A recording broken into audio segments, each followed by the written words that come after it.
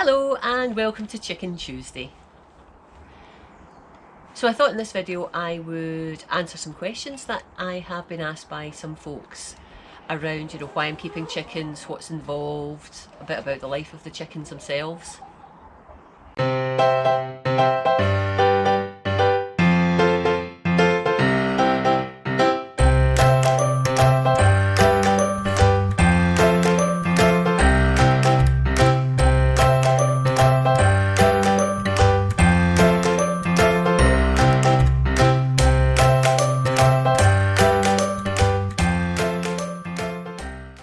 What are you all saying? Are the girls going to be noisy, I wonder? Hello? What is it? Dearie me. So, I suppose I should start with why I keep chickens. And I have in the dim and distant past talked a little bit about that. But to me, I look on chickens as pets, really. I'm not keeping them as livestock, even although they are considered livestock. I just like the idea of sharing my garden with something while I'm out gardening, which I spend a lot of time doing. Handball, you're being very noisy. I'm trying to talk here. It's about you. So I always thought the idea of keeping chickens as pets was good. I always envisaged I would be retired by the time I did that. But just the particular job I'm in now, the work-life balance that I have, the fact that my job is a very easy commute, whereas in the past I've had to commute for hours sometimes to get to work. All of these things meant that I could bring forward the chicken keeping to now rather than waiting till I retired. So yeah, I don't know what made me think chickens, pets, need to have them, but I suppose I spent so much time in the garden. I saw the opportunity to share that garden with others. Even though it's a pretty garden as it stands, because they've got Colin and Henry, the two cats. Got lots of wildlife, lots of wild birds, got squirrels, etc. And obviously myself and my hubby. But yeah, I thought there was room for more, and maybe it's I don't know, an idyllic thought, but yeah, I thought it would be.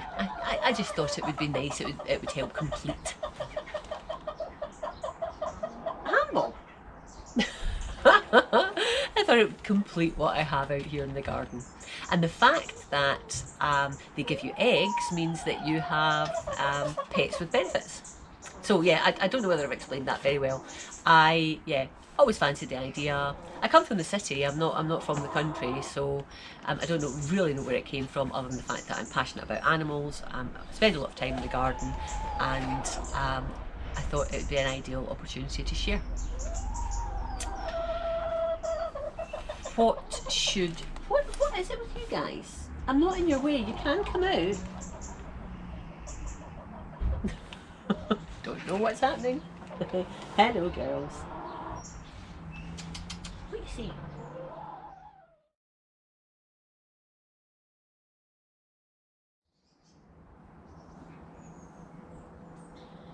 What do you need to start keeping chickens? The primary important factor when you are going to keep chickens is security, very closely followed by making sure that you can create an environment that enables them to live as natural a life as possible. So security wise, we're trying to prevent predators getting to the chickens, and those predators can be things like foxes or rats, or even stoats or mink or whatever, if you have those things around. And I'm talking about in the UK. There's all sorts of predators in other parts of the world, whether it's snakes or raccoons or possums or whatever. So yeah, so stopping the furry variety of predators getting in is key, but there's also the feathered variety of predators as well. So birds of prey of free range descriptions, and they can take out chickens as well. And if you've got small chickens, or chicks in particular, then things such as crows can be a danger to them. So primary thing you've got to make sure is your setup keeps your birds secure. And from a behavioural perspective, there's all the natural behaviour of your hen is, I think it's key to enable them to enact this natural behaviour, because it means that they'll be happier, more fulfilled, healthier birds, less stressed birds. So I'll talk about what natural behaviour is in chickens as well. But let's get back to the security first of all. You will have some sort of housing. You need to have some sort of housing for your chickens, a coop. My coop was commercially bought, and it's designed to house chickens. It has nest boxes in, it has perches for them to perch on, it has ventilation so that the ammonia that is let off through their droppings can escape, and fresh air can come back in. And that's all key. The coop they will use when they are laying their eggs and when they are sleeping, they're roosting at night. Next thing you need to think about is a run. And I've got a run attached to my coop, and most people, certainly in an urban setting, will have a secure run attached to their coop, and that means that the chickens can come out of their coop during the day and they're in a secure area that they can live in. Some people also free range their birds. That means letting them out of the run and having the run off their field, their land, their garden, and that's great. That's the time when they're most susceptible to being attacked by predators, though, because they're not in their secure run, secure coop. So personally, I love to let the girls free range, but I only let them out when I'm in the garden, and which is quite a lot because I do a lot of gardening. And other than that, they are in the run, protected from predators.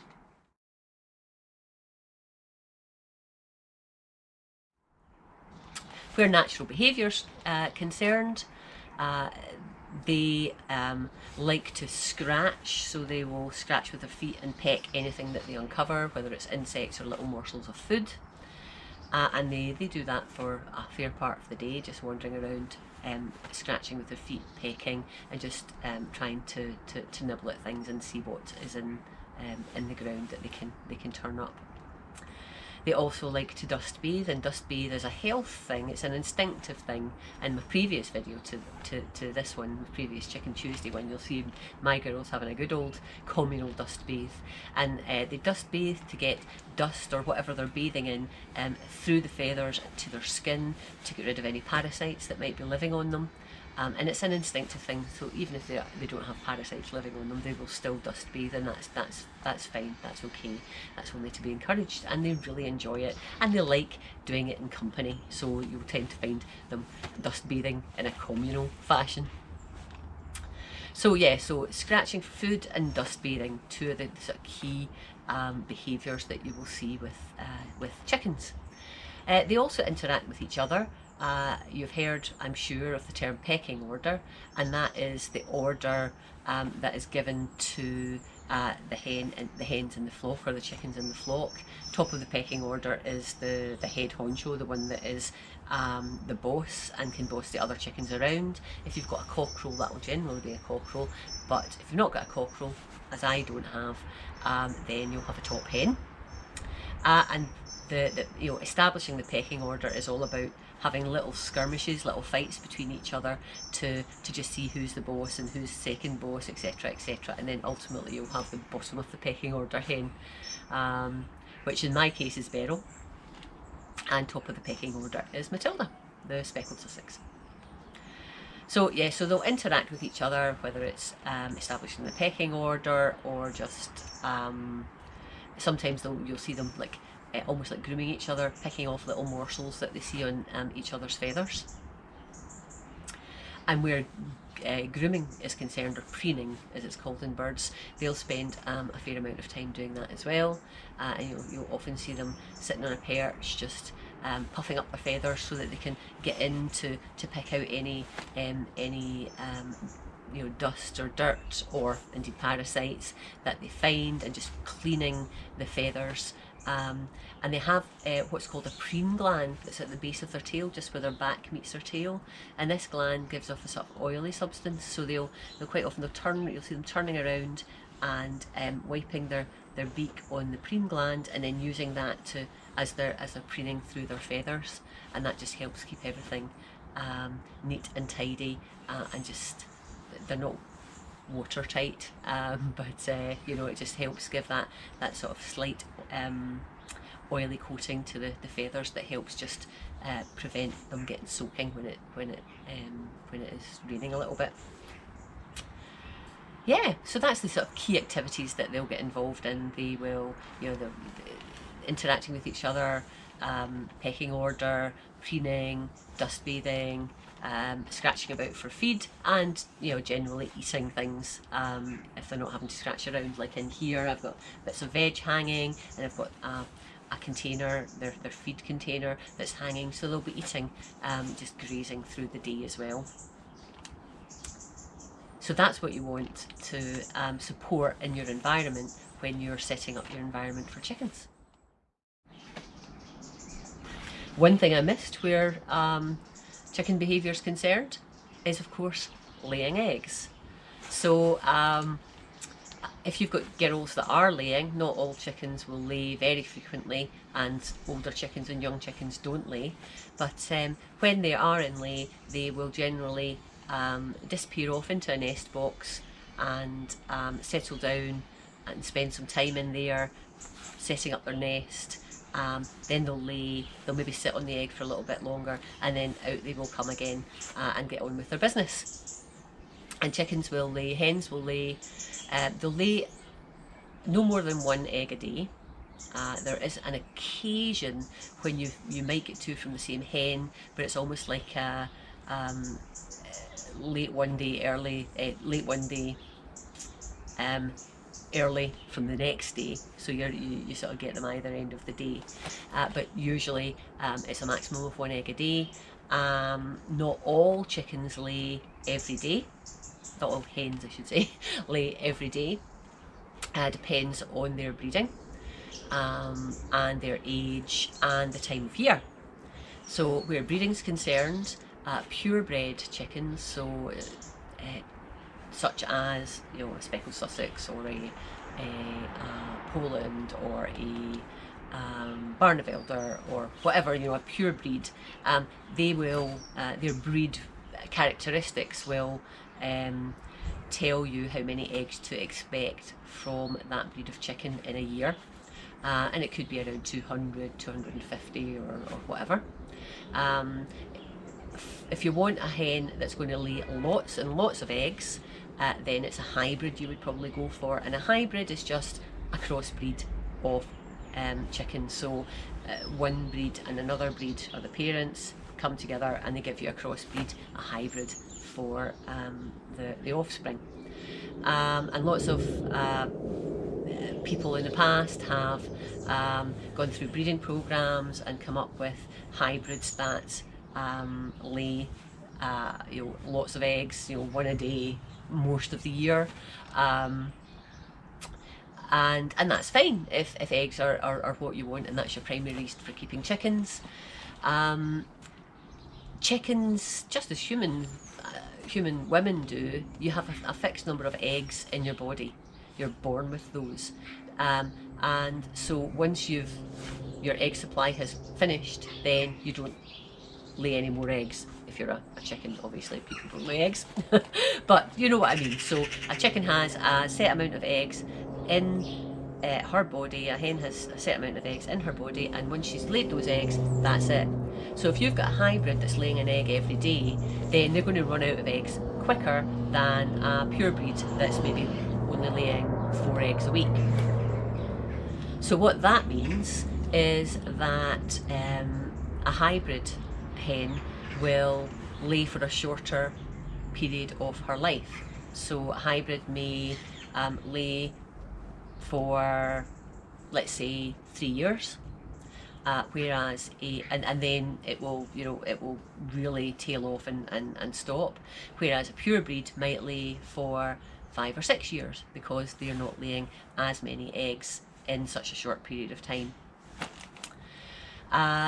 From my perspective, although I have 2 hybrids, I didn't get the hybrids because I wanted lots and lots of eggs. It just so happened that when I went to pick up 2 more chickens, the particular person I went to had some lovely hybrids that had great personalities, and I thought we would get those. So the chickens that I have, I've got speckled Sussex, that's Matilda. She's a purebred. She doesn't lay a lot, to be fair, but I think she probably lays less than is typical for her breed. But I don't mind that at all. In the summertime, she'll lay maybe 3 eggs a week. Then I have Hamble, who's the Barnet Elder, and she is a really consistent layer. She's great. She will lay maybe 4 eggs a week, but most of the year 4 eggs a week, sometimes 5 eggs a week. And then we've got the 2 hybrids, which are Copper Moran crosses. I'm not quite sure what they're crossed with. And that's Edith and Beryl. And they lay like clockwork. They're laying 6 eggs a week. Easy. And Beryl in particular is really frequent layer. Now, I say in the summer, and what I really mean is during the longer days, because as we start to lose light, then the chickens' egg production will slow right down and in some cases stop. So when we're in the winter time, when it's dark until 8:30 in the morning, and then it gets dark again at 4:30 in the afternoon, at that point some hens will stop laying completely, and others will just slow down tremendously, half or third or even more reduce their egg production. But then when the days get lighter again in the springtime, they'll ramp it up and carry on as before. So that's a bit about eggs and a bit about chicken behaviour.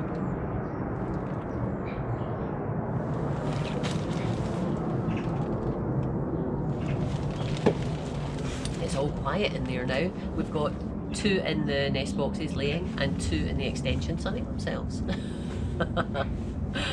So I'm sure you've got lots more questions, and if you have, please just pop them in the comments and I'll answer them either in the comments, or in fact I might make another video. But if there's anything else I can tell you about the chickens, just ask. I would love to talk more about them. So that's all for me for this week. Hope you've enjoyed it. If you have, please give me a thumbs up, and if you haven't already subscribed, I'd love for you to subscribe to join me in my chicken keeping, quail keeping and gardening journey. Bye bye for now. Bye.